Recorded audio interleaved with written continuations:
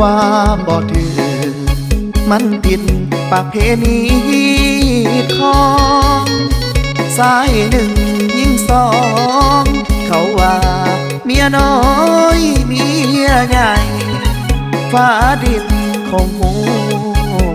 นรกสวรรค์เป็นใจให้หาสร้างคนเฮาได้ความใจได้มาคู่กันความหักผูกพันร่วมกันนั้นมาดนนานว่าน้องแย่งผัวสาวบ้านถือประจานหลายอย่างหลา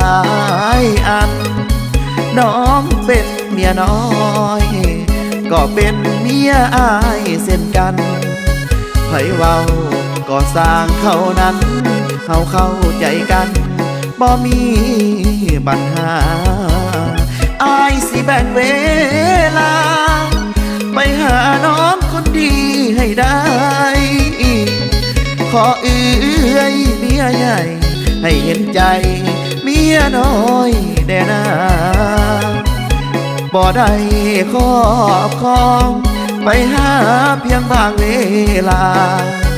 หักแพงกันไว้เถิดนะสองภรรยาคนดีของอาย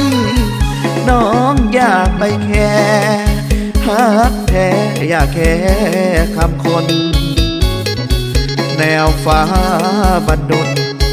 สามคนนี่หักแนวแน่น้องนี่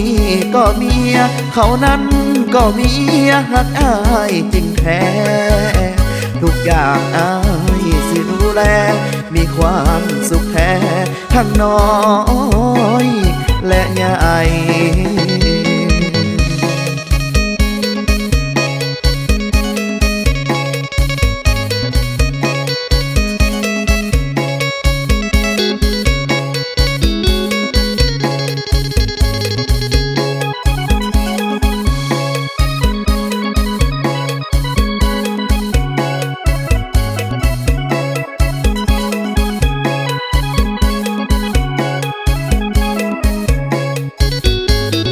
อายสิแบ่งเว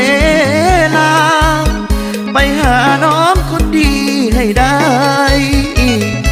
ขอเอื้อยเมียใหญ่ให้เห็นใจเมียน้อยแด่นาบ่ได้ครอบครองไปหาเพียงบางเวลาหักแพงกันไว้เถิดนะสองภรรยาคนดีของอายน้องอยากไปแค่หักแท้อยากแค่คำคนแนวฟ้าบันดลสามคนนี่หักแนวแน่น้องนี่ก็เมียเขานั้นก็เมียหักอายจริงแท้ทุกอย่างอายสิดูแลมีความสุขแท้ทั้งน้อย